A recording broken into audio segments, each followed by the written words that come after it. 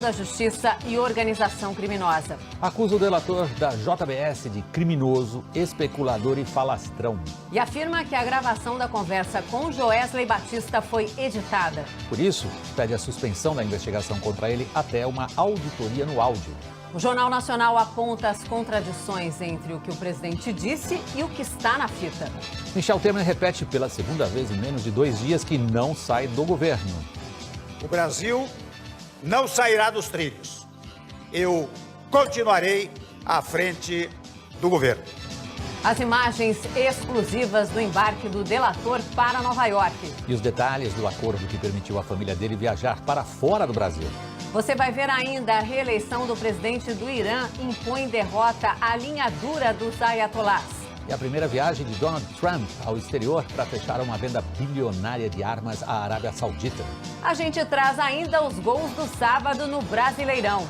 O Jornal Nacional está começando agora.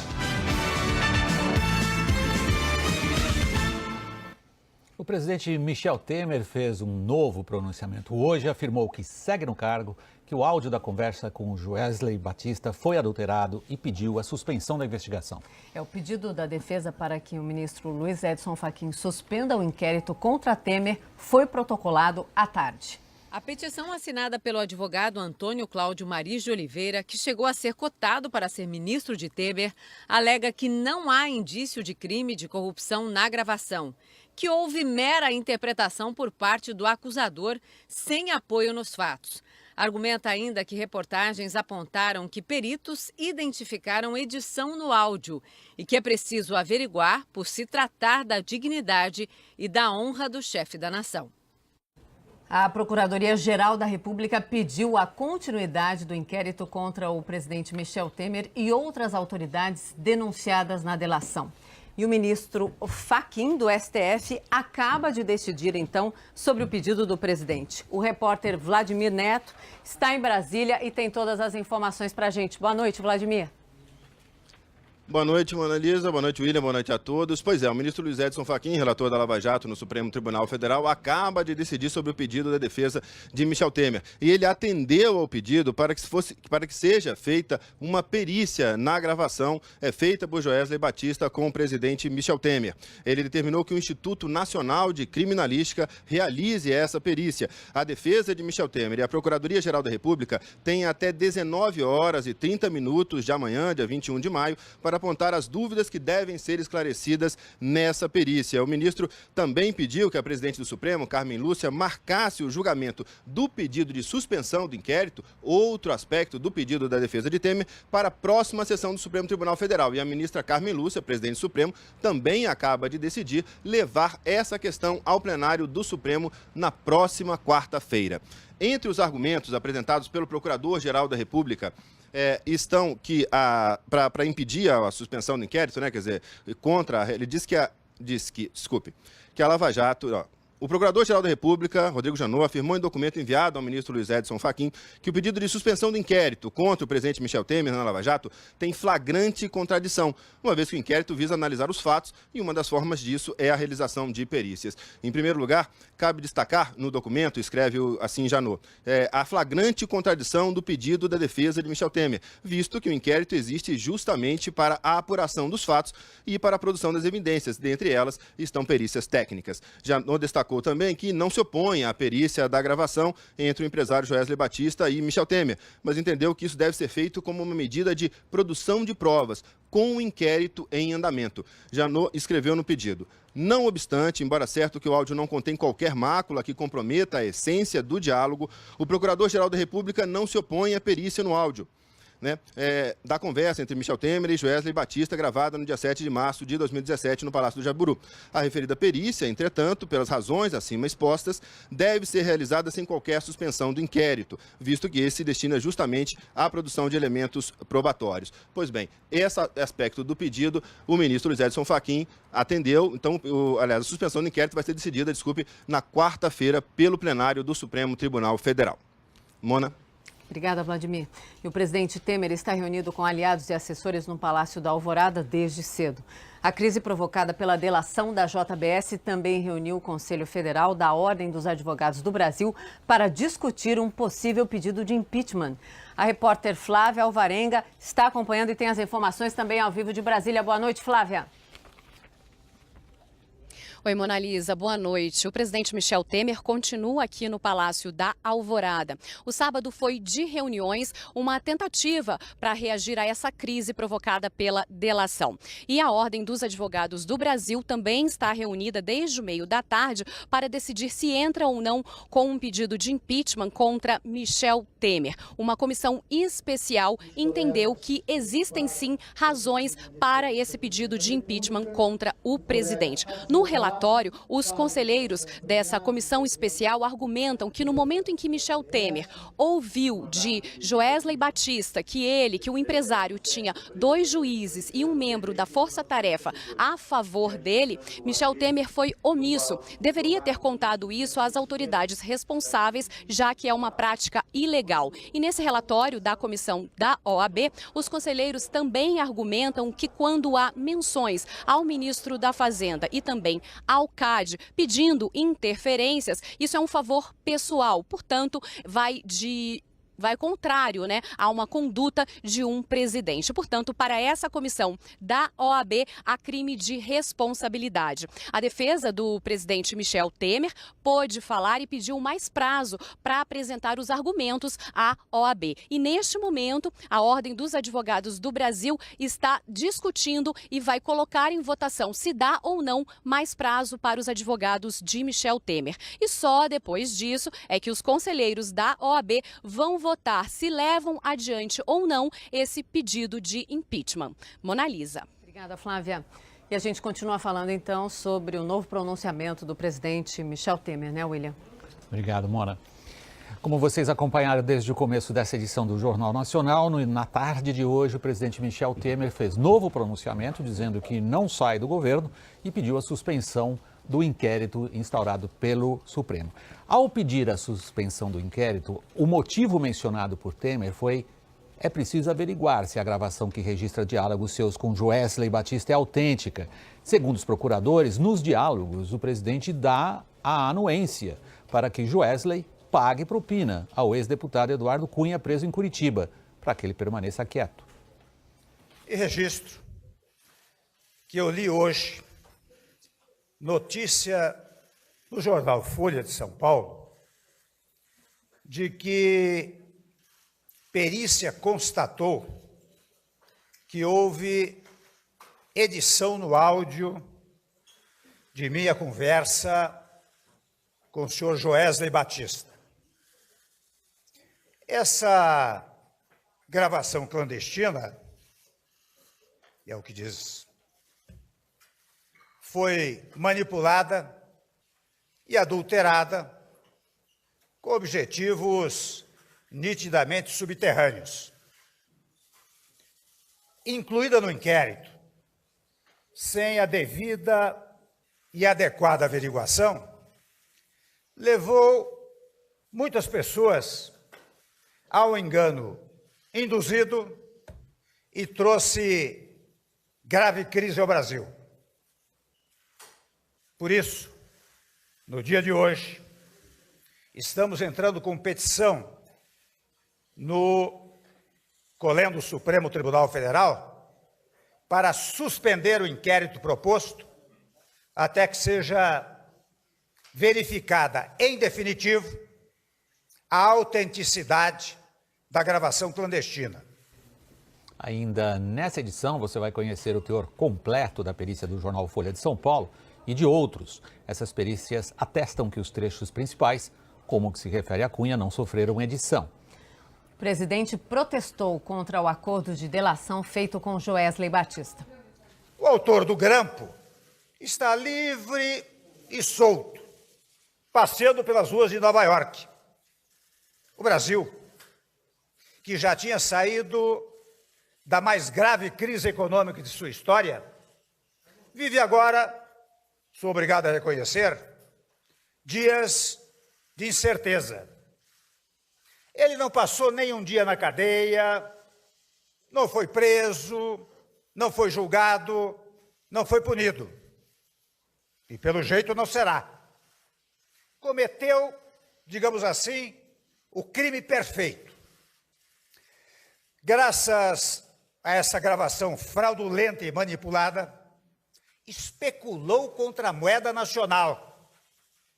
A notícia foi vazada seguramente por gente ligada ao grupo empresarial que, antes de entregar a gravação, comprou $1 bilhão,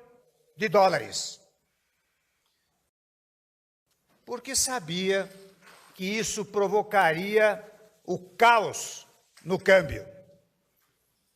Por outro lado, sabendo que a divulgação da gravação também reduziria o valor das ações de sua empresa, as vendeu antes da queda da Bolsa. Não são palavras minhas apenas. Estes fatos já estão sendo apurados pela Comissão de Valores Imobiliários. Em seguida, o presidente Temer negou que Joesley Batista tivesse influência em seu governo e disse que apenas ouviu relatos sobre dificuldades que Joesley lhe relatava. Reclamações contra o ministro da Fazenda, contra o CAD, contra o BNDES. Essa é a prova cabal de que meu governo não estava aberto a ele. O autor do grampo relata, no diálogo que tivemos, suas dificuldades, simplesmente a ouvir. Nada fiz para que ele obtivesse benesses do governo. Não há crime, meus amigos, em ouvir reclamações e me livrar do interlocutor, indicando outra pessoa para ouvir as suas lamúrias. O presidente fez questão de repudiar críticas por ter recebido fora da agenda oficial, tarde da noite, em sua residência oficial, um empresário investigado em 5 operações policiais por pagamento de milhões em propinas a autoridades públicas. Confesso que eu ouvi à noite, como ouço muitos empresários, políticos, trabalhadores, intelectuais e pessoas de diversos setores da sociedade brasileira. No Palácio do Planalto, no Jaburu, no Alvorada, em São Paulo. Trabalho, acho que os senhores sabem, rotineiramente até meia-noite ou mais. E falo até com pessoas da imprensa. Com pessoas da imprensa já falei em horas avançadas. Muitos sabem disso porque falavam comigo ao telefone ou até pessoalmente. Nada demais há nisso. Mas é bom ouvir com atenção o que dizem as pessoas. Sobre a acusação da Procuradoria-Geral da República de que concordou com o pagamento de propina para comprar o silêncio do ex-deputado Eduardo Cunha, o presidente disse que isso não está na fita gravada por Joesley. Lembrem da acusação de que eu dera aval para comprar o silêncio de um ex-deputado. Não existe isso na gravação, mesmo tendo sido ela adulterado. E não existe, porque nunca comprei o silêncio de ninguém. Não obstruí a justiça, porque não fiz nada contra a ação do judiciário. Falo aqui só de um dos pontos de contradição e incoerência. Ou seja, houve falso testemunho à justiça. Chegam ao desplante de me atribuir falas, frases ou senhas ou palavras chulas que jamais cometeria. Atentam contra o meu vocabulário e minha inteligência. Confesso que eu ouvi à noite nas instituições brasileiras e nos seus integrantes. Devo até registrar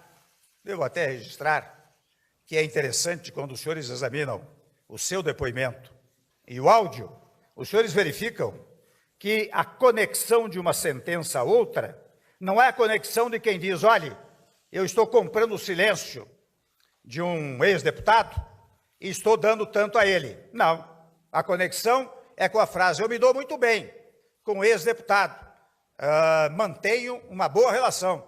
Eu disse: mantenha isso. Viu? Enfatizam muito o viu. O presidente Michel Temer admitiu que ouviu de Joesley o relato de que tinha conseguido segurar juízes.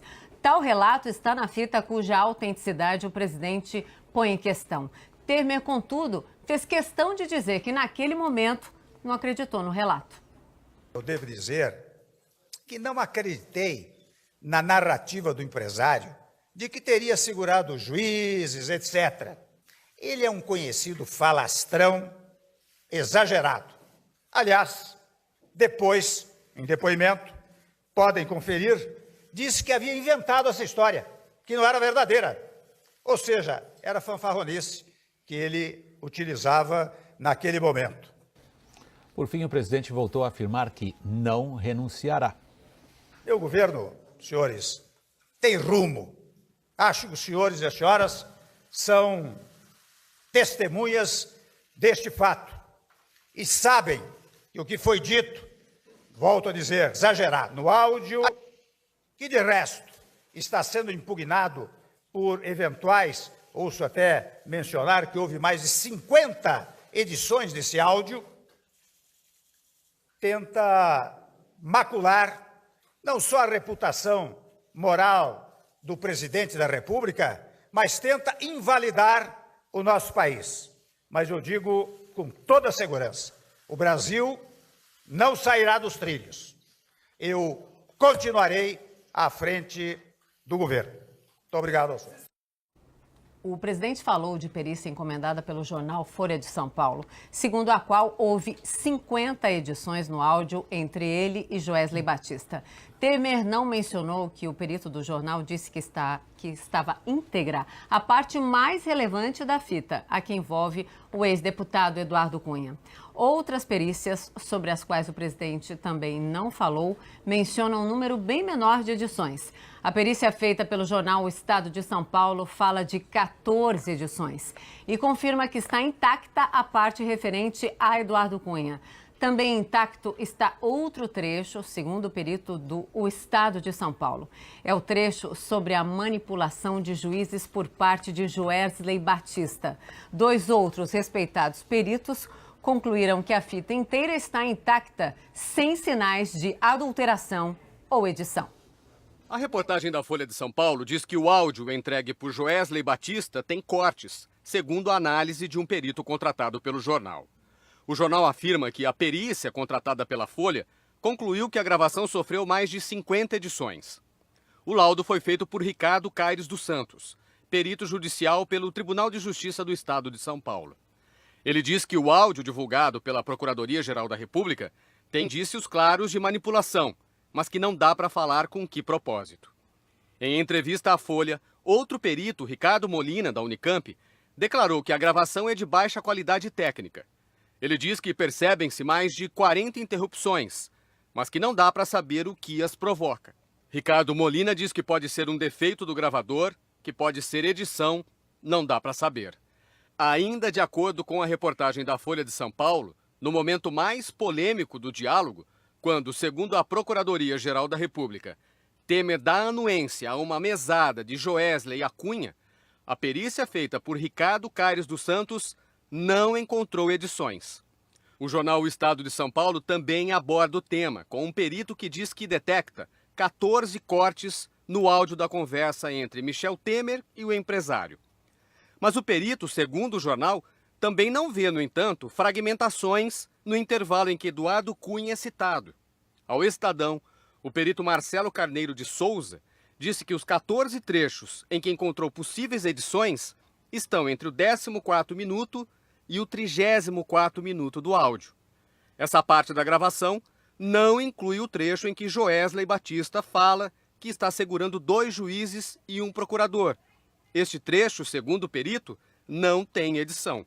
A Secretaria Especial de Comunicação Social da Presidência da República confirmou em nota, no próprio dia em que o áudio veio a público, a autenticidade desse diálogo ao afirmar que o presidente Michel Temer não acreditou na veracidade das declarações. Segundo a nota, o empresário estava sendo objeto de inquérito e, por isso, parecia contar vantagem. A nota diz que o presidente não poderia crer que um juiz e um membro do Ministério Público estivessem sendo cooptados. O Jornal Nacional também ouviu a opinião de peritos que analisaram a conversa entre o presidente Michel Temer e Joesley Batista. Os dois peritos chegaram à conclusão de que toda a gravação está intacta. O perito Jorge Sanguinetti, professor da Universidade Federal de Alagoas, publicou o resultado da análise da conversa numa rede social. Em 1996, o perito teve papel importante na investigação da morte de PC Farias, ao contestar a versão de que o empresário teria cometido suicídio. Jorge Sanguinetti diz que uma equipe multidisciplinar participou do trabalho e declara que não há qualquer alteração no conteúdo de áudio do original gravado, sem sinais de montagem ou remanejo na gravação. Nós falamos com o perito por telefone. Dá para afirmar que não há cortes, que não há edição, baseado exatamente no curso da conversação, da ausência de ruídos que caracterizem mudança de ambiente ou que tenham sido partes realizadas em outro local. Então não há edição na sua avaliação? Na minha avaliação não há edição. Nelson Massini, perito forense e professor da Universidade Estadual do Rio de Janeiro, também conclui que não houve edição. Se percebe que isso foi feito com um gravador amador, quer dizer, não existe aí nenhum profissionalismo. Provavelmente ele deveria estar num bolso, né, de um blazer ou de um paletó, e esse ruído é constante. Então a gente percebe que ele, apesar de ter esse ruído, ele não há interrupção, ele é mantido na mesma posição, mantido o ruído até o final. Então, não há, a princípio, nenhuma alteração, nenhum corte que demonstre que tenha sido editado. O presidente Temer encaminhou a gravação que Joesley fez da conversa com ele para o Serviço de Inteligência da Presidência da República. A Procuradoria-Geral da República informou que foi feita uma avaliação técnica da gravação da conversa do dono da JBS com o presidente Temer e concluiu que o áudio revela uma conversa lógica e coerente, e que a gravação anexada ao inquérito do STF é exatamente entregue pelo colaborador e que sua integridade poderá ser verificada no processo.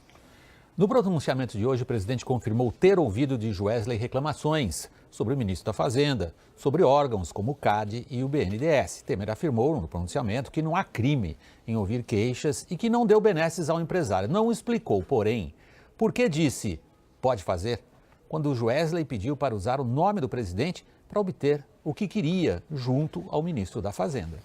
E aí eu queria assim, se eu falar com ele, isso, mas é que se eu falar com ele, ele empurrar para você, eu poder dizer, não, peraí.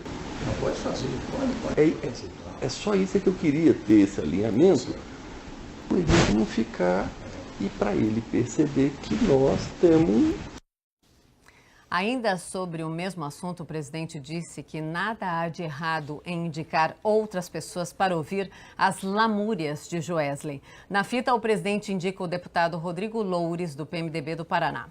No pronunciamento, Temer não explicou por que indicou este deputado e tampouco comentou o fato de que Loures foi, em seguida, gravado pedindo propina para ajudar a resolver as reclamações de Joesley. Desse negócio é o seguinte, ó. Vamos lá, vamos entregar e, enfim, se der certo, é um fantasma que eu tirei da minha frente. A gente resolve um problema no curto prazo, o próximo 1 ano, 2 anos, 1 ano. Nós vamos abrir desse negócio aí 5%. Tudo bem, tudo bem. Ponto central de sua defesa reiterada no pronunciamento, o presidente disse que não existe na fita a principal acusação feita pela Procuradoria-Geral da República, a acusação de que teria dado aval para a compra do silêncio de Eduardo Cunha. A frase, mantenha isso, viu? Segundo Temer, reagia à afirmação de Joesley de que tinha conseguido ficar de bem com o ex-deputado. Nessa parte da fita, que está intacta, segundo todos os peritos, o presidente diz, tem que manter isso, viu? Depois de ouvir de Joesley que todas as pendências com Cunha tinham sido zeradas. pendências para o Ministério Público são propinas. Ouça o trecho. Eu queria falar assim, muito aqui dentro do possível, eu fiz o máximo que deu ali, zerei tudo, o que tinha de alguma pendência daqui para ali, zerou, tal. Liquidou tudo, e ele foi firme em cima, ele já estava lá, veio, cobrou, tal. Pronto, acelerei o passo e tirei da frente. Tem um outro menino, o companheiro dele que está aqui, né? Que o Gedel sempre estava. Não. Isso.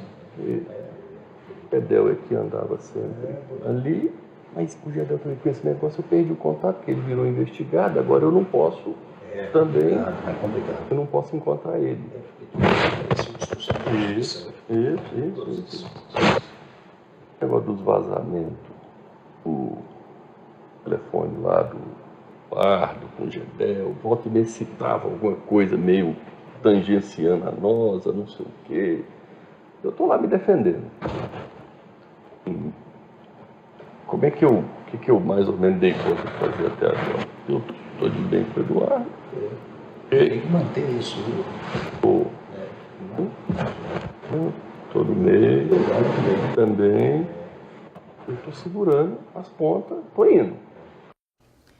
Como mostramos há pouco, o presidente disse que não tomou nenhuma providência quando Joesley lhe disse que tinha conseguido segurar 2 juízes, porque considerou o relato apenas uma fanfarronice. Mas segurar juízes é um crime de obstrução à justiça. Na fita, o presidente se certifica. Está segurando tudo isso. E ao ouvir a confirmação, Temer exprime contentamento. Embora o áudio seja baixo, ouve-se ele dizer ótimo. Todo mês, também. Eu estou segurando as pontas, estou indo. Os processos, eu estou meio enrolado aqui, né? No processo, assim. Isso. É investigado. Eu não tenho ainda denúncia. Isso, não tenho denúncia. Aqui eu dei conta de um lado o juiz, dá uma segurada, do outro lado o juiz substituto, que é o cara que fica segurando os dois. O presidente disse que recebe todos que o procuram porque acha importante ouvir e explicou que trabalha até tarde da noite, por isso recebe pessoas de diferentes atividades à noite. Na fita, porém, fica claro que Joesley pede para ser recebido às escondidas, sempre tarde da noite. E o presidente concorda. Temer, no pronunciamento, não explicou por quê. Eu prefiro combinar assim, se for alguma coisa que eu precisar, eu falo para ele. Se for algum assunto desse tipo aí,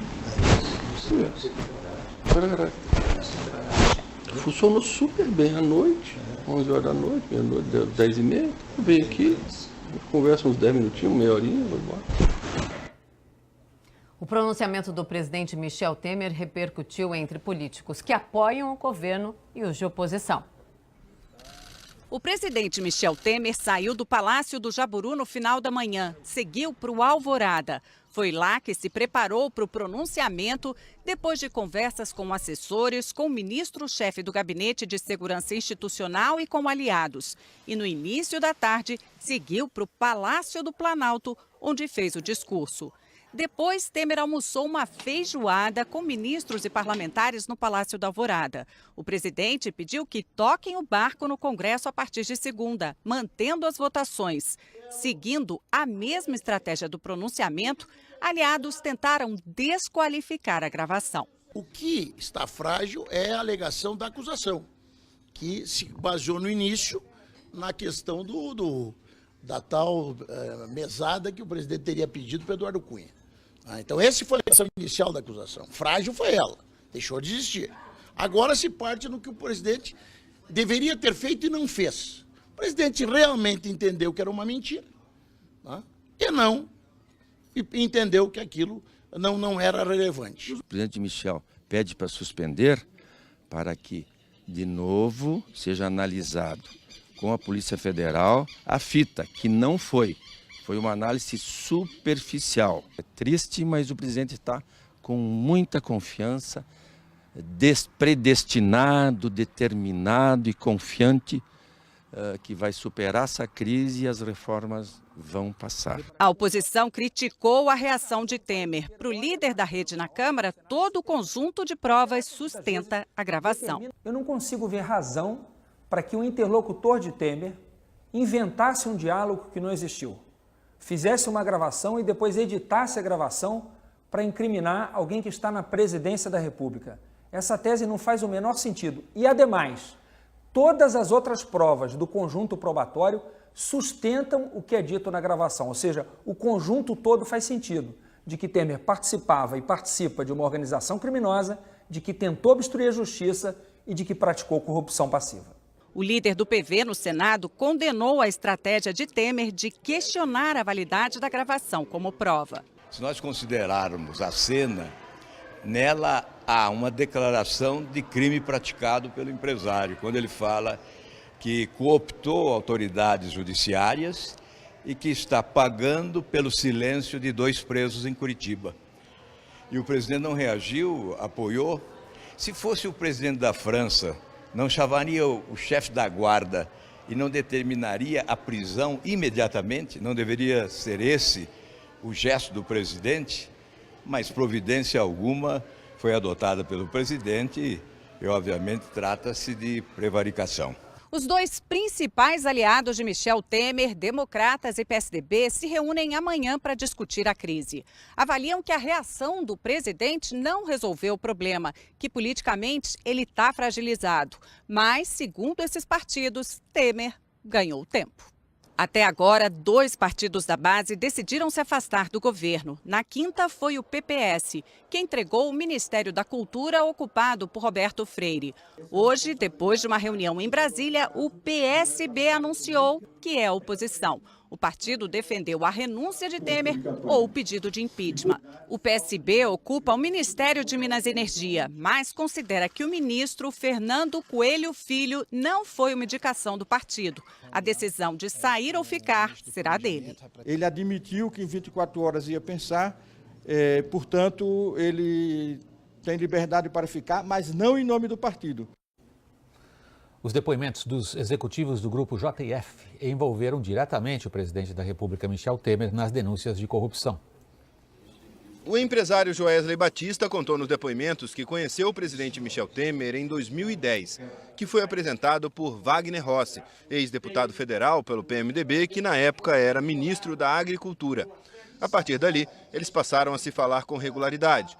Joesley conta que esteve com Temer em várias ocasiões, não menos que 20 vezes, de acordo com o empresário. Ora no escritório dele, ora no escritório do advogado, ora na casa de Temer em São Paulo ou ainda no Palácio do Jaburu. Segundo Joesley, desde o começo da relação com Temer se falou em propina. Quando Wagner Rossi deixou de ser ministro, por exemplo, Joesley disse que Temer pediu que pagasse um mensalinho de R$100 mil a Wagner Rossi. Joesley disse que concordou e determinou o pagamento, que foi feito dissimuladamente por cerca de 1 ano. Em 2010, Temer ainda teria feito um pedido a Joesley de R$3 milhões. Desse valor, 1 milhão foi pago, de acordo com esta planilha entregue por Joesley aos procuradores, por doação oficial, e os outros 2 milhões via Caixa 2 para uma empresa privada. Com o passar do tempo, surgiram outros pedidos, segundo os relatos de Joesley e de outros executivos da empresa. Em 2012, de acordo com os delatores, Temer pediu R$3 milhões para a campanha de Gabriel Chalita à Prefeitura de São Paulo. Nesta planilha, que tem uma anotação PMDB Chalita, apresentada ao Ministério Público Federal, estão listados os pagamentos que teriam sido feitos via Caixa 2 em agosto, setembro e outubro daquele ano. Segundo Joesley, depois de 2012, a relação com Michel Temer se intensificou. E pouco antes de assumir a presidência da República, no curso do processo de impeachment de Dilma Rousseff, Temer procurou Joesley e pediu propina de R$300 mil para pagar despesas de marketing político pela internet, porque estava sendo duramente atacado no ambiente virtual. Joesley prometeu o dinheiro e Temer teria orientado o empresário a repassá-lo para um marqueteiro de confiança. Joesley disse que chamou o marqueteiro na casa dele e entregou os R$300 mil em espécie.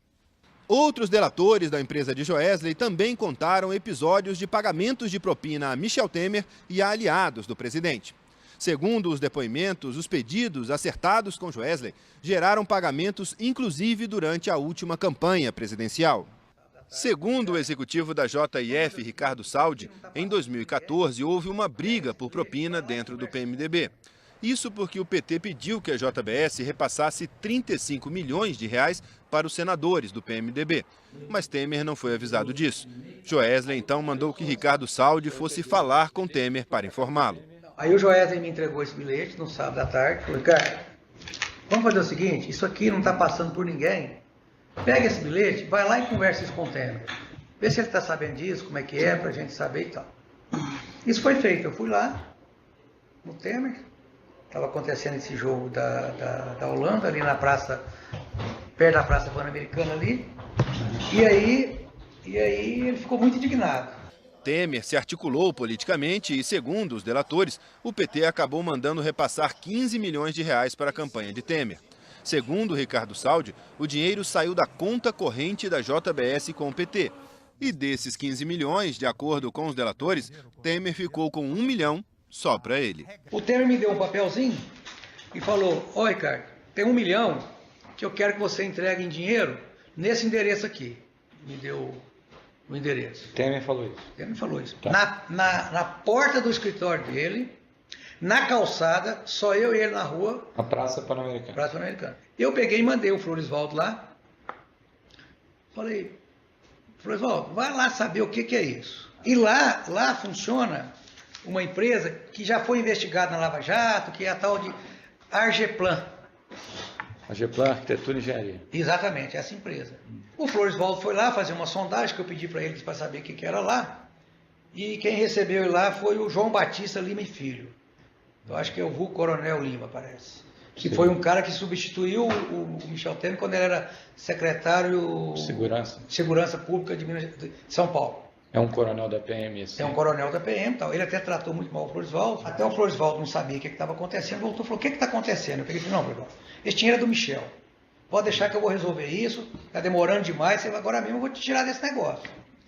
Aí, falou assim pro cara, esse coronel, eu vou voltar tal dia. Ele falou, não, tal dia não, agora não. Você vai vir cá depois de 2, 3 dias que eu não vou estar aqui. E só eu ponho a mão nesse dinheiro. Entendi. E aí foi feito.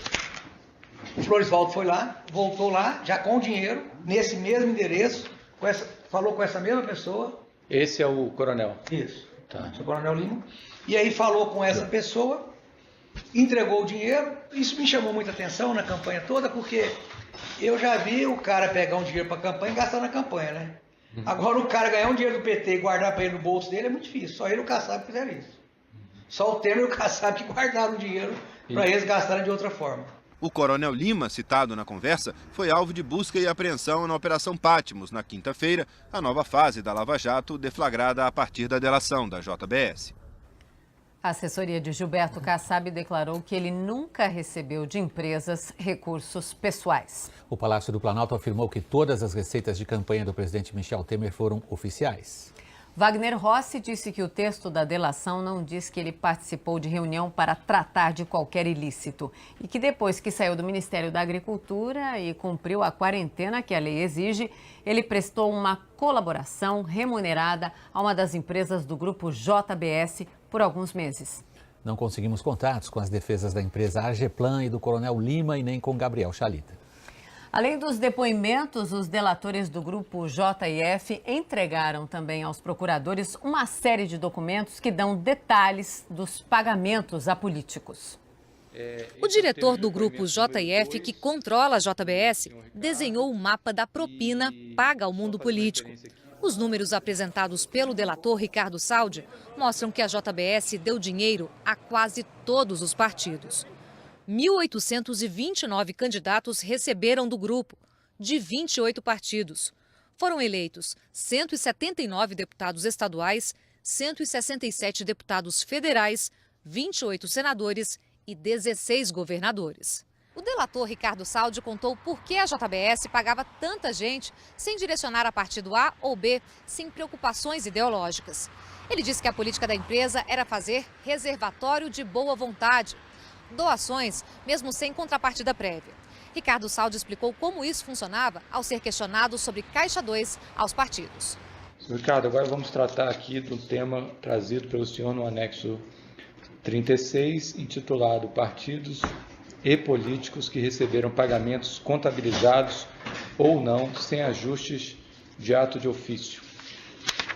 Aqui, se o senhor me permitir, eu gostaria de chamar ele de reservatório da boa vontade. Entendi. Isso aqui é para... O que o senhor quer dizer é que os senhores pagaram para, se precisar um dia, contar com a boa vontade do... E para eles não atrapalharem a gente. E para não atrapalhar. Porque muitos dos pagamentos aqui, todos foram dissimulados,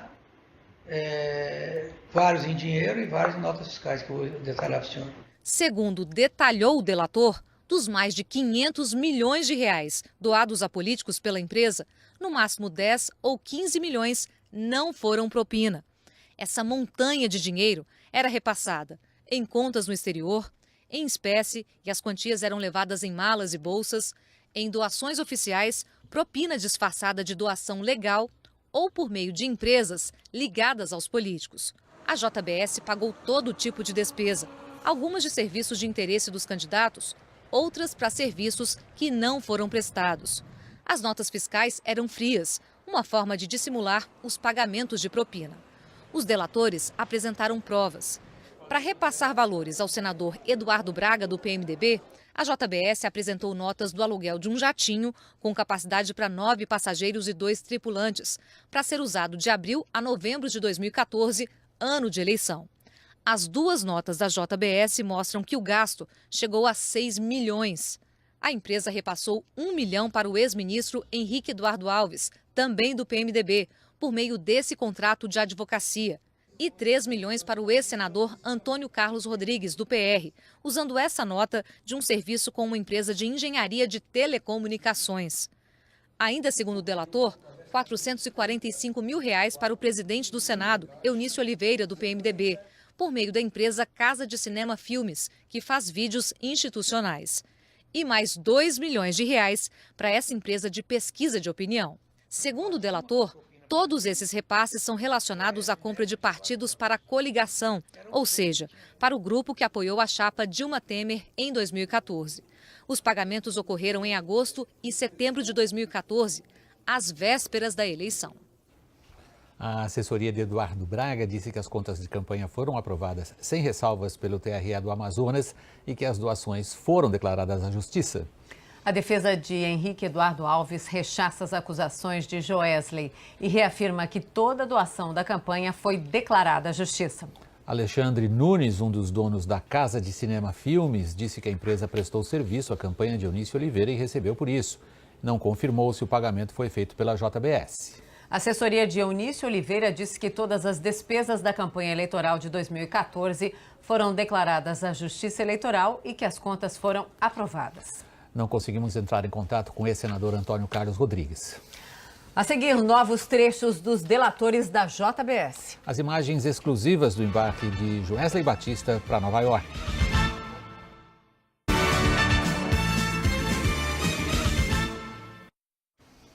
A TV Globo teve acesso com exclusividade às últimas imagens dos delatores Joesley Batista e Ricardo Saldi no Brasil. 12 horas depois de fecharem um acordo, eles embarcaram com as famílias para os Estados Unidos, num jato particular, um Gulfstream 650, o mais luxuoso e potente que existe na aviação executiva.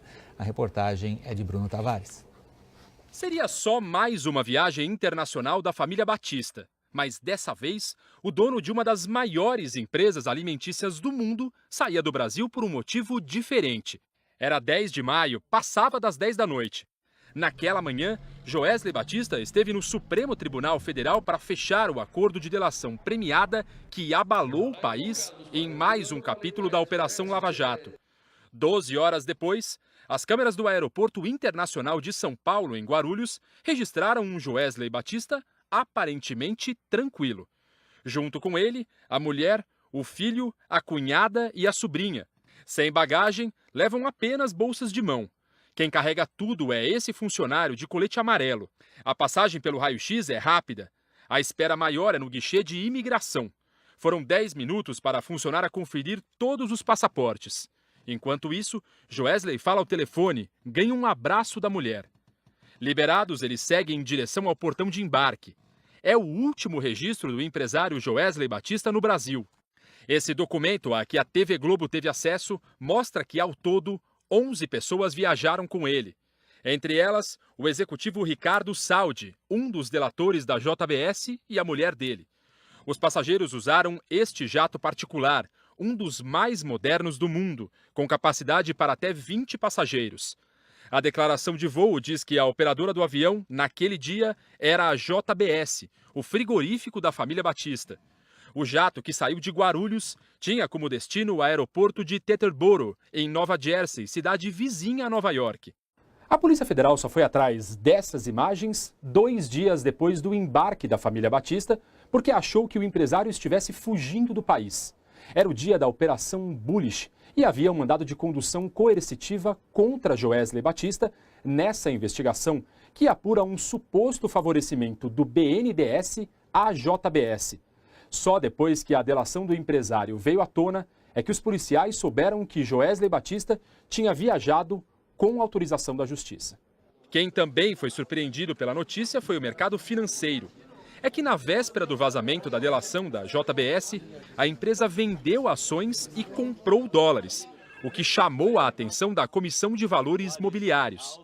A CVM abriu 5 processos porque suspeita que a JBS tenha aproveitado para ganhar dinheiro com a crise política.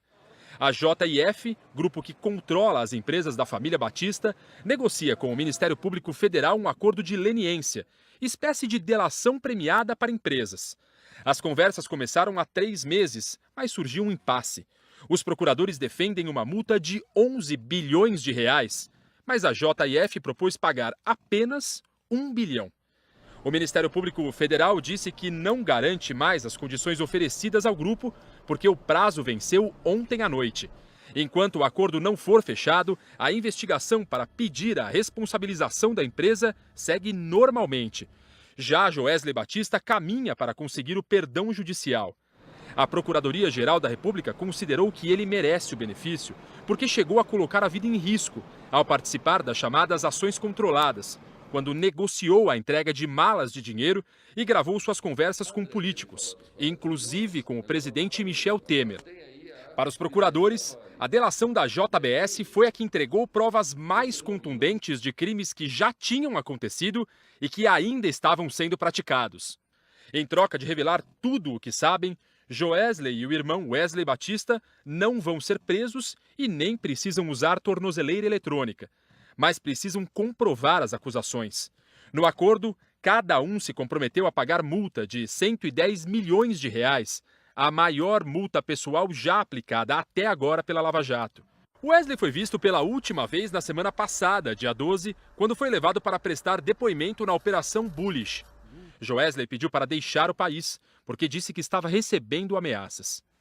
Joesley Batista se comprometeu a apresentar novos temas não indicados nessa delação e uma lista de funcionários ou executivos da JIF que cometeram crimes e queiram colaborar. O prazo é de 120 dias a partir da homologação do acordo por parte do Supremo Tribunal Federal, dia 11 de maio. Se o colaborador mentir, omitir fatos ou adulterar provas, o acordo perde o efeito. Sobre as condições do acordo, a JIF disse que a negativa da denúncia e o perdão judicial estão previstos na lei. E que quanto mais sólida e forte uma delação, maiores os graus de exposição e desgaste dos delatores, no caso dos 7 executivos. Eles assumiram e ainda assumem um enorme risco pessoal, segundo a JIF, com ameaças às vidas deles e à segurança de suas famílias. A Força-Tarefa da Lava Jato em Curitiba vai receber parte da delação da JBS que se refere aos ex-presidentes Lula e Dilma Rousseff. E o ex-deputado Eduardo Cunha afirmou numa carta que não teve o silêncio comprado. A carta, escrita à mão, no dia 18 de maio, foi entregue ao advogado do ex-deputado em Curitiba. Nela, Eduardo Cunha afirma que repudia as declarações da delação de Joesley Batista, de que estaria recebendo dinheiro para ficar em silêncio. Cunha declara que está exercendo o direito de defesa, não está em silêncio e tampouco ficará. Diz ainda que as afirmações de que Joesley estaria comprando o silêncio dele são falsas. Mais adiante, o ex-deputado afirma que jamais pediu qualquer coisa ao presidente Michel Temer e que nunca recebeu dele qualquer pedido para se manter calado.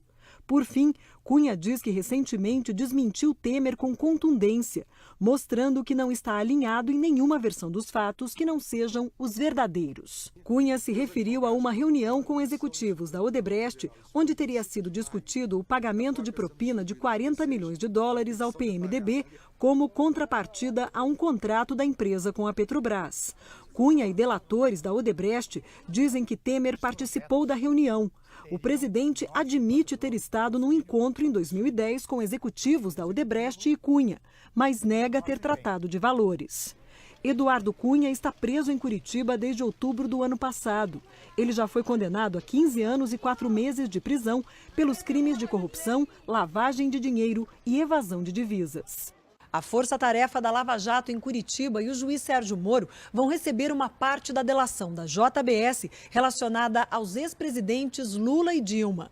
O ministro Edson Fachin dividiu entre Curitiba e Brasília os trechos da delação em que os dois são apontados como beneficiários de $150 milhões da JBS, depositados em contas na Suíça.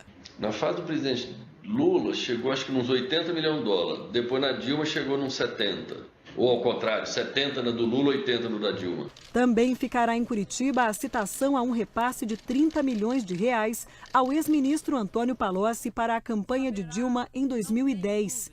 A força-tarefa da Lava Jato vai analisar os casos e decidir como vai prosseguir com as investigações. As menções feitas pelos delatores da JBS envolvendo governadores serão enviadas ao Superior Tribunal de Justiça. Casos ligados a ministros de Estado, deputados e senadores, que têm foro privilegiado no STF, estão agora sob análise da Procuradoria-Geral da República, que pode arquivá-los, pedir novos inquéritos ou a inclusão em investigações já em andamento. Em um dos trechos da delação, Joesley Batista contou mais detalhes de conversas com os ex-presidentes Lula e Dilma sobre dinheiro depositado no exterior. Eu fui lá no Lula dizer, ô presidente Lula, eu não sei se o senhor tem a ver com isso ou não tem, o quanto o senhor tem. Como ele tinha dito que a conta era do Lula, né? Eu falei, vou falar um negócio aqui. Só, nós estamos fazendo a doação, nós somos um doador e essa conta nossa já passou de 300 milhões, hein? O senhor está entendendo a exposição que vai virar isso? O presidente Lula ficou olhando para mim, não falou nada, não falou nem sim, nem não, ficou um silêncio na sala. Tá bom. Eu não entendi aquilo, mas pelo menos eu dei a mensagem. Eu pensei, amanhã ninguém vai me culpar de não ter avisado, né? Com a Dilma, aí não, com a Dilma eu fui bem mais explícito com ela. E eu falei para ela, eu contei meio que tudo. Eu disse, ô presidente, ó, tem duas contas, tem uma que o Guido falou que era sua, a outra era do Lula. Já acabou o dinheiro seu e o dinheiro do Lula. Para ela saber que, né, amanhã se o Lula fosse me cobrar, né? Eu pensava, vai que esse dinheiro é do Lula mesmo, e eu gasto o dinheiro do Lula, né? E depois o Lula vem me cobrar e diz, ué, o dinheiro era meu, você gastou na campanha. Por isso que eu fiz questão de ir em todo mundo. E o senhor falou que era uma combinação com o Guido. Com o Guido. E com o Lula eu não falei, com o Lula eu só falei o caso. Falei, presidente, já gastou 300 milhões, eu falei do lado da exposição. Tá. O senhor está percebendo o tamanho da exposição? A assessoria da presidente Dilma afirmou que as delações do empresário Joesley Batista são improcedentes e inverídicas e que ela jamais tratou ou solicitou doações, pagamentos ou financiamentos ilegais para as campanhas eleitorais para ela própria ou para qualquer candidato. A assessoria disse ainda que Dilma Rousseff jamais teve contas no exterior, que nunca autorizou a abertura de empresas em paraísos fiscais e que rejeita delações sem provas ou indícios. A defesa de Guido Mantega afirmou que a cada delação vai ficando mais claro como alguns delatores se tornaram acusadores profissionais. A defesa afirmou ainda que eles recebem, em troca de acusações levianas, lucros indecorosos e impunidade total para os seus crimes. A defesa de Antônio Palocci afirmou que só vai se manifestar nos autos. E uma correção a respeito de uma imprecisão que cometemos aqui no Jornal Nacional. Ontem dissemos que Joesley Batista tinha contado na delação premiada detalhes de 2 contas correntes no exterior, em nome dos ex-presidentes Lula e Dilma. Na verdade, Joesley Batista disse no depoimento que mantinha no nome dele 2 contas com dinheiro destinado a Lula e Dilma, a ser usado em campanhas eleitorais. Segundo a assessoria do Instituto Lula, o ex-presidente já teve seus sigilos fiscal e bancário quebrados, sua residência e seu escritório devassados e a vida toda investigada ao longo de anos. E nenhuma conta clandestina nunca foi encontrada em seu nome, segundo a assessoria de Lula, porque nunca existiu uma conta assim. Em outro trecho da delação, Joesley Batista disse que o ex-tesoureiro do PT, João Vacari, usava uma conta de Joesley no exterior para movimentar dinheiro. Um dia o João me abordou e me disse: olha, eu volto e meter pagamentos a receber do exterior, e eu não tenho para onde mandar. Você não quer receber esse dinheiro e ficar com você e o dia que eu precisar você fazer pagamentos para mim? Eu falei: uai, João, como é que funciona isso? Ele falou: não, isso é o Guilherme Gushiken, que eu não conhecia, parece que é filho do ex-ministro. Eu falei: não, você vai me falando aqui, me apresentando, enfim. E nessa, realmente aconteceu. A gente abriu também, de novo, conta corrente, onde quem operacionalizava era o Demilton, que é um dos colaboradores, que vai estar aqui.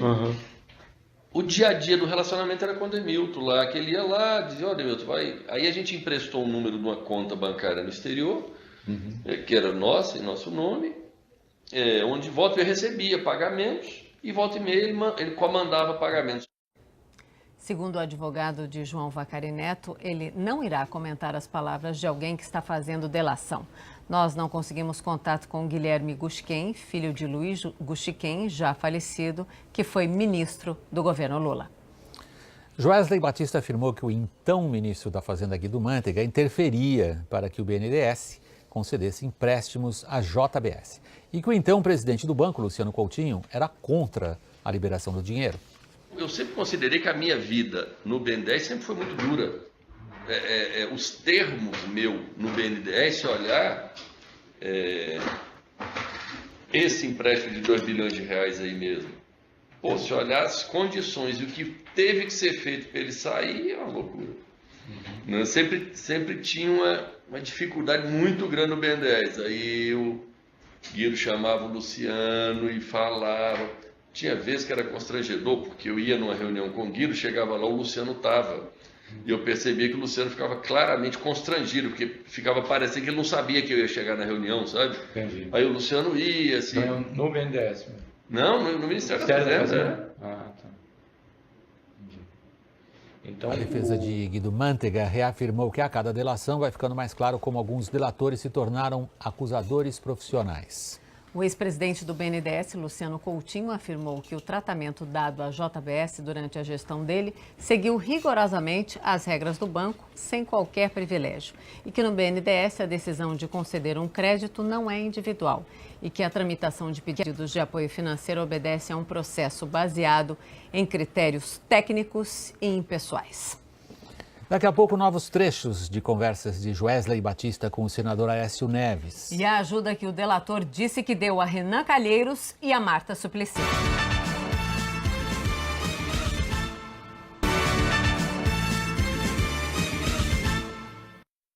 Os áudios das delações trazem conversas de Joesley Batista com Aécio Neves, em que o senador critica o Ministério Público e também a Polícia Federal. E mostram a versão de Aécio para ter entrado no TSE com o pedido de cassação da chapa Dilma Temer. Frederico Pacheco, primo do senador Aécio Neves, do PSDB, foi monitorado pegando R$500 mil de Ricardo Saldi, executivo da JIF. A reação dele ao empresário até parece um pressentimento. Em conversa gravada com Saldi, Frederico diz: "Vou contar um negócio que talvez você não acredite. A única vez, a única pessoa com quem eu tratei em espécie foi com você, entendeu? A única pessoa que pode falar de mim é você." Ricardo responde: "Tá doido?" Mais adiante, Fred reforça: "Eu nunca saí do escritório com R$100. E completa: "Outro dia estava pensando, acordei 00:30. O que eu estou fazendo? O que eu tenho com isso? Eu não trabalho pro Aécio." O Os R$500 mil eram uma parcela dos R$2 milhões pedidos por Aécio a Joesley Batista. Em outra conversa, Aécio diz a Joesley que entrou com ação para caçar a chapa Dilma Temer, só para encher o saco do PT, e que Temer teria pedido que a ação fosse retirada. Uma coisa que eu não achei que ia fazer. Eu não lembro depois da eleição. Vamos entrar com um negócio aí para encher o saco dele também, responder lá, né, cara? A Dilma caiu, a ação continuou. Ele quer que eu retire a ação, cara. Só que se eu retirar, eu não estou nem para retirar. O Janot assume a ação, o Ministério Público assume a ação. Ainda mais para ele. Eu estou tentando convencer ele. No inquérito aberto contra Aécio Neves, a Procuradoria-Geral da República investiga os crimes de corrupção passiva, organização criminosa e obstrução da justiça. Numa conversa com o dono da JBS, o senador faz críticas ao modo como vem trabalhando o Ministério Público e a Polícia Federal. E esse modo de operando, ele parece isso, vamos dizer, resolve. Não, isso é que é o problema do Brasil, é o seguinte, o MP, PF, eles agem de forma incompetente. Incompetente. Acima da lei, cometendo crimes, vazamentos, tudo isso é ilegalidade. Não vai parar. A assessoria de Aécio disse que o empréstimo do dono da JBS não envolveu recursos públicos e seria regularizado por contrato mútuo. Mas, segundo Aécio, o objetivo de Joesley era forjar uma situação criminosa para ganhar os benefícios da delação. Sobre a ação contra o PT por crime eleitoral, o senador diz que jamais cogitou interromper sua tramitação e que não agiu para criar obstáculo à Lava Jato ou ao Ministério Público. Quanto aos termos com os quais se referiu aos presidentes das duas casas do Congresso, o senador considera que foram inadequados e diz que já se manifestou diretamente aos dois presidentes. Na sua delação premiada, o empresário Joesley Batista relatou doações legais e ilegais para a senadora Marta Suplicy, do PMDB de São Paulo. Ela foi me apresentada pelo Palocci na campanha de 2010, que ele estava assessorando a Dilma. Um dia ele disse: Joesley, a Marta, eu não conhecia a Marta ela é candidata a Senado, ficou sabendo que eu te conheço, pediu se eu não podia apresentá-lo. Tudo bem. Aí ele simplesmente me conectou com ela lá, e eu fui no escritório dela, ela pediu 1 milhão lá de apoio à campanha, eu disse ok, enfim, e fizemos a contribuição de 1 milhão. Agora, recentemente, vendo nossos documentos, é que nós descobrimos que descobri assim, quem fez sabia, mas eu fiquei sabendo, analisando os documentos, que 500 mil foi feito em dinheiro, 500 mil foi feito na campanha oficial. Eu achei que tinha sido tudo, 1 milhão na campanha oficial, não sabia que tinha sido 500 em dinheiro, então a gente achou que era pertinente trazer aqui. Aí, agora na campanha de 2015 para 2016, de prefeito, aí acabou que eu fiquei, enfim, amigo da Marta, convivi com ela esse tempo todo, ela e o Márcio, né, o esposo. Agora, 2015 para 2016, ela ia se candidatar a prefeita, ela me pediu se eu pudesse dar uma mensalidade lá para eles, tal, para ela dizia ser da campanha. E aí foi pago mensalmente, 200 mil reais, durante um bom período. Essa eu sei exatamente quem é que entregou, que foi o Florisvaldo, que também é um dos colaboradores aqui. A senadora Marta Suplicy declarou que recebeu apenas uma doação oficial para a sua campanha ao Senado e que ela foi declarada ao TSE. Disse também que vai tomar as providências cabíveis para provar que as afirmações de Joesley são falsas. Ricardo Salles contou na delação que pagou quase 10 milhões de reais para o senador Renan Calheiros, do PMDB. O dinheiro, segundo Salles, seria para comprar a eleição de Renan para a presidência do Senado e também para eleger Renan Filho, governador de Alagoas. Renan Calheiros, 9 milhões e 900.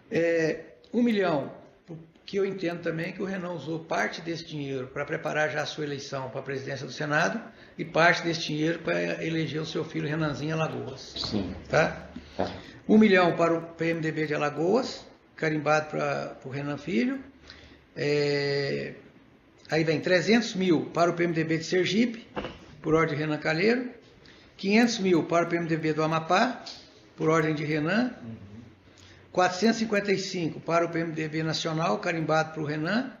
500 mil para o PTB da Paraíba, por ordem de Renan. 300 mil para o PT do B nacional, por ordem do Renan. Então, o que eu entendia nisso aí, das conversas que a gente teve lá com ele, que ele já estava ajudando alguns senadores, o senhor vai ver mais embaixo, para preparar a eleição dele para a presidência do Senado, assim como fez o Eduardo Cunha também, que o senhor vai ver mais na frente. O senador Renan Calheiros afirmou que a citação do delator é fantasiosa e que o fato do delator ter ido à casa dele, Renan Calheiros, não significa que o senador tenha qualquer relação com atos criminosos. Renan Calheiros disse ainda, Ricardo Saldo ou qualquer outro delator jamais falaria com ele sobre propina ou caixa 2.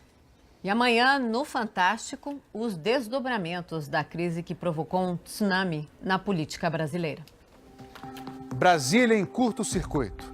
Nossos repórteres acompanharam de perto os momentos que pouca gente viu. O presidente Michel Temer saiu tão apressado depois do pronunciamento que ele esqueceu aqui no púlpito o discurso que acaba de fazer. Os detalhes inéditos da operação policial para seguir o dinheiro da propina.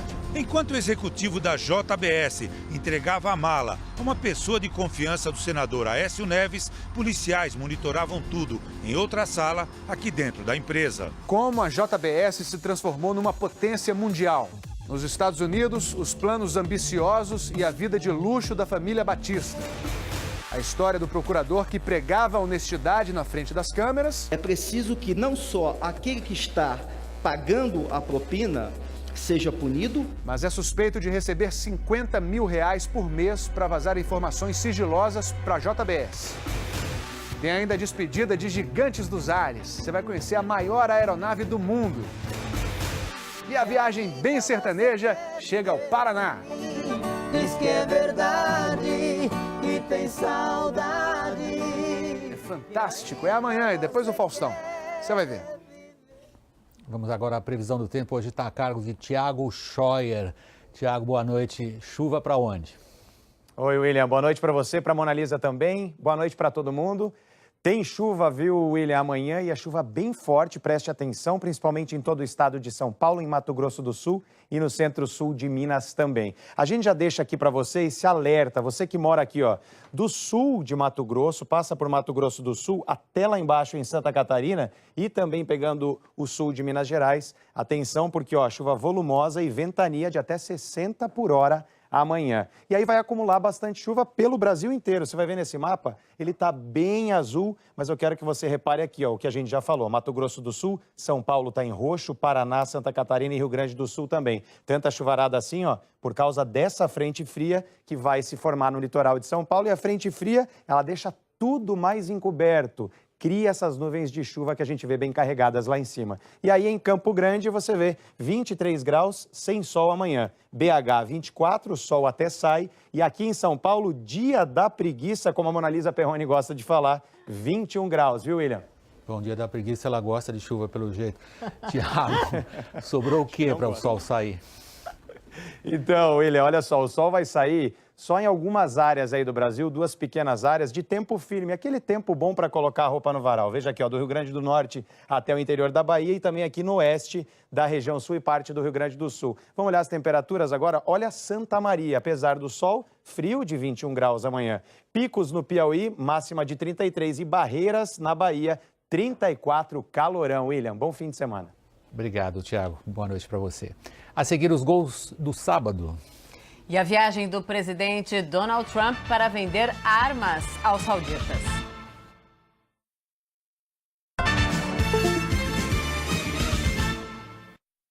O presidente do Irã, Hassan Rouhani, conseguiu se reeleger e impôs uma derrota contundente ao adversário, que tinha apoio dos setores mais conservadores do regime dos ayatolás.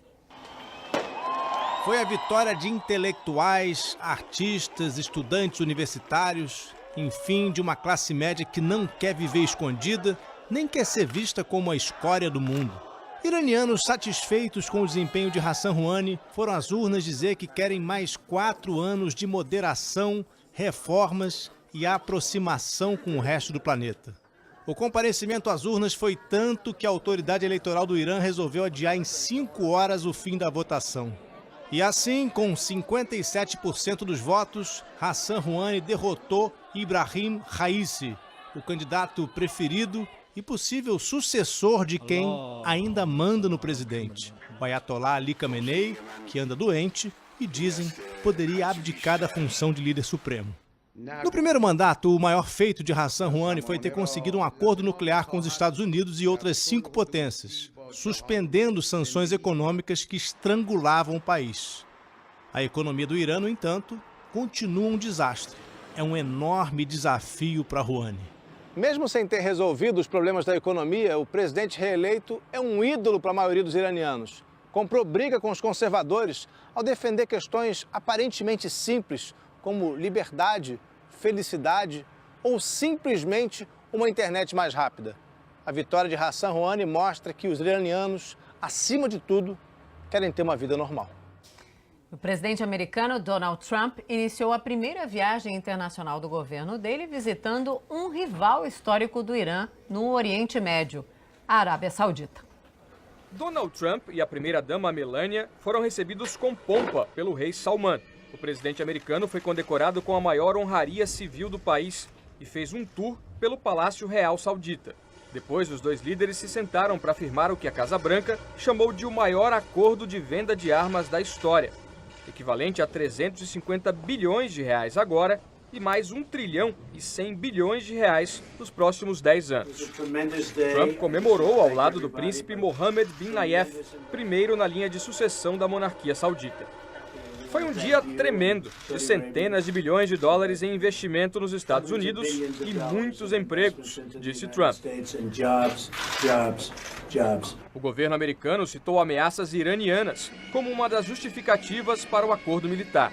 Perguntado se estaria encerrando o contato diplomático com o Irã, o secretário de Estado Rex Tillerson respondeu que sempre estará aberto a uma conversa construtiva.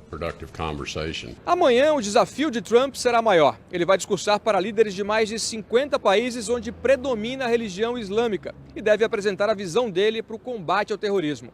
Trump tem um longo histórico de declarações consideradas ofensivas aos muçulmanos. E na campanha chegou a dizer que iria proibir a entrada de todos eles aqui nos Estados Unidos. Em São Paulo, a noite é de virada cultural. O evento reúne várias atrações em palcos espalhados pela cidade. O repórter Felipe Ciani está em um deles ao vivo e tem a programação. Felipe Ciani, boa noite.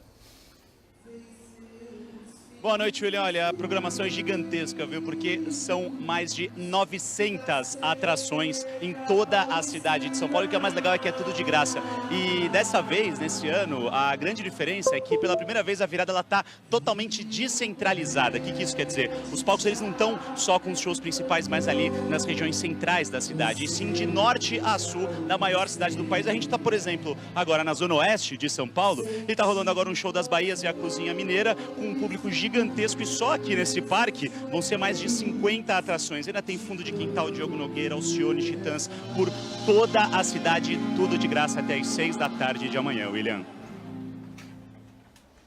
Foi o Felipe Ciani falando da virada cultural em São Paulo. Madrugada, você adora, né? Opa, todos os dias, né? Você também, plantão dos madrugadores. Gente, amanhã tem Brasileirão na Globo a partir das 4 da tarde, horário de Brasília. Vamos ver então os gols deste sábado, começando pela Série B. Jorge Henrique fez o primeiro do Figueirense contra o Náutico. O segundo foi um golaço. Robinho passou por 2 e bateu no ângulo.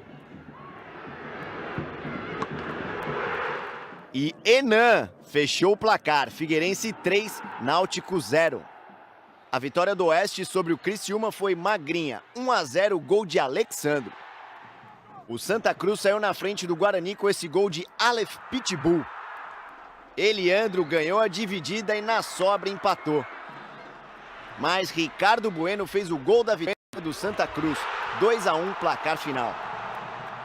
Rafael Silva abriu o placar para o Luverdense. E Maílson marcou para o CRB, 1-1. O atacante William Potker fez gol na estreia pelo Internacional. Mas o Adriano Pardal empatou para o ABC, 1-1. Pela Série A, David Braz marcou e o Santos ganhou do Curitiba por 1-0. Everton abriu o placar para o Flamengo contra o Atlético Goianiense. William Arão ajeitou e Leandro Damião fez o segundo. Rodinei fechou o placar. Flamengo 3, Atlético Goianiense 0. A Chapecoense ganhou do Palmeiras com esse gol de Luiz Antônio, 1-0. No circuito mundial de vôlei de praia, a dupla brasileira Agatha e Duda está na final da etapa do Rio. O Esporte Espetacular transmite ao vivo a decisão contra as canadenses Sara Pavan e Melissa Paredes e tem outras atrações. E lá vem mais! Olha a bola tocada, virou passeio! O trauma é o dia mais triste da história do futebol brasileiro. Que fez surgir uma questão. Será que nossos treinadores são piores que os estrangeiros? Nós precisamos que esses treinadores se busquem conhecimento, busquem conteúdo e se atualizem. Precisa ter coragem para assumir isso. É o segundo episódio da série Profissão Treinador. E na série que conta os 70 anos da NBA, a rivalidade que salvou a liga. E o surgimento de um dos maiores ídolos do esporte, Michael Jordan, é amanhã. Depois do Alto Esporte. Até lá. O Jornal Nacional termina aqui. Lembrando, se você quiser rever qualquer reportagem, muito fácil. É só ir no Globoplay. Uma ótima noite para todos. Da Justiça e Organização Criminosa. Acusa o delator da JBS de criminoso, especulador e falastrão. E afirma que a gravação da conversa com Joesley Batista foi editada. Por isso, pede a suspensão da investigação contra ele até uma auditoria no áudio. O Jornal Nacional aponta as contradições entre o que o presidente disse e o que está na fita. Michel Temer repete pela segunda vez em menos de 2 dias que não sai do governo. O Brasil não sairá dos trilhos. Eu continuarei à frente do governo. As imagens exclusivas do embarque do delator para Nova York. E os detalhes do acordo que permitiu à família dele viajar para fora do Brasil. Você vai ver ainda a reeleição do presidente do Irã impõe derrota à linha dura dos ayatolás. E a primeira viagem de Donald Trump ao exterior para fechar uma venda bilionária de armas à Arábia Saudita. A gente traz ainda os gols do sábado no Brasileirão. O Jornal Nacional está começando agora. O presidente Michel Temer fez um novo pronunciamento hoje, afirmou que segue no cargo, que o áudio da conversa com Joesley Batista foi adulterado e pediu a suspensão da investigação. É o pedido da defesa para que o ministro Luiz Edson Fachin suspenda o inquérito contra Temer foi protocolado à tarde. A petição assinada pelo advogado Antônio Cláudio Maris de Oliveira, que chegou a ser cotado para ser ministro de Temer, alega que não há indício de crime de corrupção na gravação, que houve mera interpretação por parte do acusador sem apoio nos fatos. Argumenta ainda que reportagens apontaram que peritos identificaram edição no áudio e que é preciso averiguar por se tratar da dignidade e da honra do chefe da nação. A Procuradoria-Geral da República pediu a continuidade do inquérito contra o presidente Michel Temer e outras autoridades denunciadas na delação. E o ministro Fachin, do STF, acaba de decidir, então, sobre o pedido do presidente. O repórter Vladimir Neto está em Brasília e tem todas as informações para a gente. Boa noite, Vladimir. Boa noite, Mona Lisa. Boa noite, William. Boa noite a todos. Pois é, o ministro Luiz Edson Fachin, relator da Lava Jato no Supremo Tribunal Federal, acaba de decidir sobre o pedido da defesa de Michel Temer. E ele atendeu ao pedido para que seja feita uma perícia na gravação feita por Joesley Batista com o presidente Michel Temer.